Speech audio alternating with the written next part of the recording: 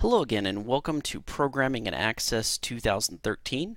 My name is Steve Bishop and today we're going to be going over making new tables with queries as well as inserting or appending data to other tables. So let's get started. I'm going to back out here and go into our Access database.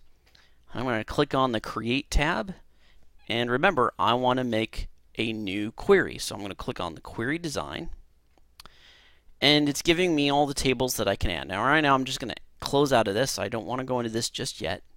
I want to show you that here in the Design tab, I have the option of Select Query, Make Table Query, Append Query, Update Query, Cross-Tab Query, Delete Query, and then there's these other ones called Union, Pass-Through, and Data Definition. And I'm not going to get into these here during this particular course. Those are going to be covered in a more advanced course if we can get into it. But for right now, just know that a select query is the type of query that we were doing before, where we just wanted to display information. Now I'm going to click on Make Table. And what this is going to do is pop up a little box that says, well, okay, what's the new table name that you want to make? So I'm going to say TBL0 customers underscore temp. Now, this isn't necessarily a naming convention that everybody needs to follow or anything. You can decide to make your table names however you want. But the reason I have my table named this way is that the 0 indicates to me this is only a table that this is a table I plan on basically only using to it's going to have a lot of changes to it. I'm going to constantly be making it or dropping it, deleting it or adding data to it all the time. It's just kind of a table that I plan on messing and moving data around within, but it's not meant to be a permanent table that I'm planning on getting a lot of data from to present to the user. Then this underscore temp just basically tells me this is a temporary table that I plan on actually deleting at some point in the application. So I'm going to go ahead and click OK. And you'll notice that I don't have any new tables created at this point because nothing has happened. The query has not actually run. All I've done is I've started to make a query that says, hey, I want to make a table when at the time that you do run. So now that we know what the name of the table is that we're going to make, we need to figure out what we're going to fill this new table with, because we need to give it some data in order to make the table and give it some information. So I'm going to right click on the designer. I'm going to click on Show Table, and that brings up that box again that tells us, here's our queries that I can pick from or tables. So I could just select a query here that presents the information that I want, and then I can make a table with the information from that query if I wanted to. But for right now, what I'm going to do is I'm going to click on a table here, and I'm going to take the customers table, and I'm going to select Add. Okay, I'm going to go ahead and close this. Now, I want to take the customer names from the table 1 customers, and I'm going to make that one of the fields in my new table. So I'm going to take the information, just so you're understanding what's going on here, from the table 1 customers. I'm getting the customer name information. I'm getting the customer names in this table, and I'm going to be adding it to customer name in my new table. But what if I don't want to name the column customer name in my new table? Well, luckily for us, I can do it this way. I can go in here and say customer. I'm going to say underscore name, put a colon and a space. And that will then actually rename, that'll give us a new column name of customer name and fill it with the customer name from table 1 customers. You see how that works? So I can actually rename the name of my columns in my new table. They don't have to match what's already in here. All right. So I'm going to go ahead and before I click Run, I just want to show you the View button and the Run button. You may have been wondering what the difference is between these two things. If I click on the View, what this does is it gives me a preview of the results. This is what I can expect the results to look like. Whereas if I click on the Run option, let me go back here, go into the Design View. Okay, if I click on the Run, that will actually perform the action of running the query. It will actually run the query, not just give me the results in a preview. So I'm going to go ahead and click on Run, and it says, hey, wait a minute, you're about ready to paste 4 rows into a new table. Are you sure? I'm going to go ahead and click Yes. And you'll notice that new table that I named pops up here, Table 0 Customers Temp. And if I look inside of it, there is my customer name column that I gave it the name of, and Metro Properties, etc.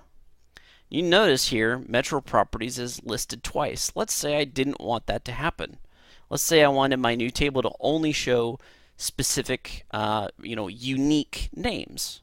Well, there's a way I can do that. I'm just going to go ahead and delete this table that we just created just by right-clicking and clicking on Delete, and that will pop me. Are you sure you want to remove it? Yes, I do. Okay, now it's gone. Now, remember how in our select queries, when we wanted to group information together so that we only had, say the one customer name each, and then I was doing a count of how many were in that particular zip code.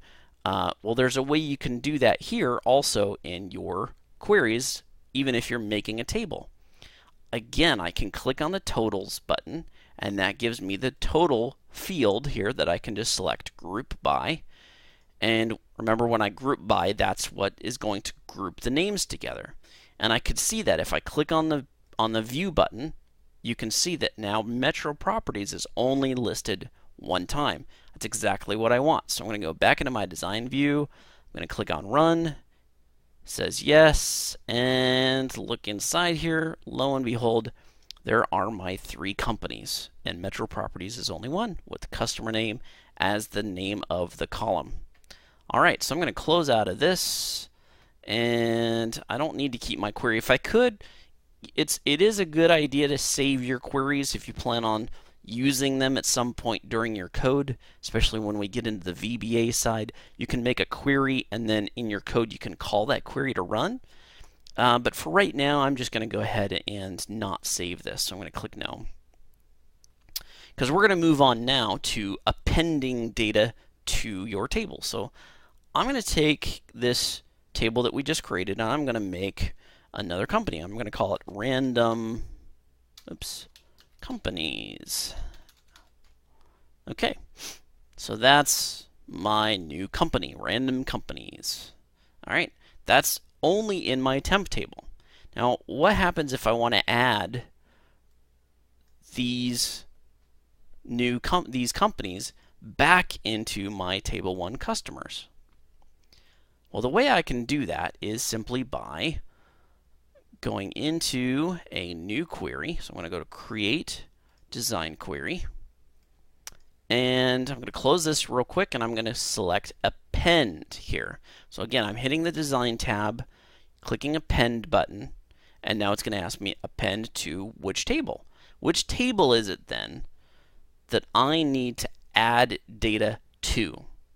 And that would be the Table 1 Customers table. So I'm going to go and click OK. And then now, again, just like I did with making table, I basically need to build my select query.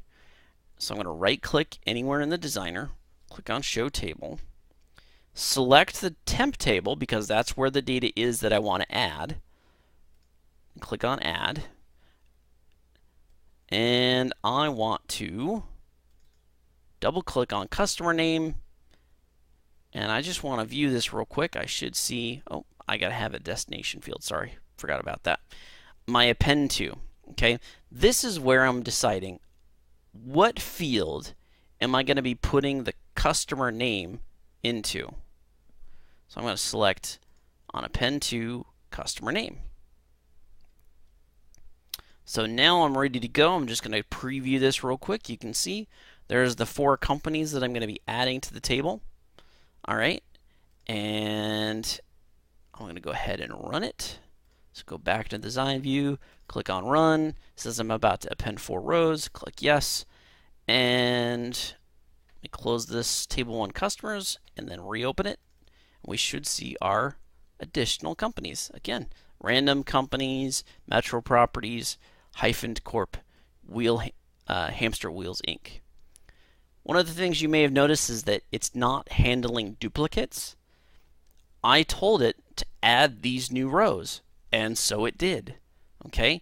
As long as I'm not conflicting with the ID field. If I was trying to add Metro properties with an ID field of 1, then I would get some sort of error from Access saying, hey, wait a minute, I already have an ID field of 1 with Metro properties as the customer name. The only field that is required to be unique is this ID field. There's nothing in this table 1 customers table that says that the name has to be unique. All right, just try to remember that. You're going to run into times where you're going to see this happen, and you're going to try to figure out, okay, how the heck am I going to go in here and remove these duplicates? Well, when we get to the deleting queries, we're going to handle some of these problems. Okay. So hopefully you guys understand that. Hopefully the making tables and inserting data or appending data to tables make sense to you. Again, if you have any questions, feel free to send me a message on YouTube, and I will be happy to answer as best as I can. Thank you very much.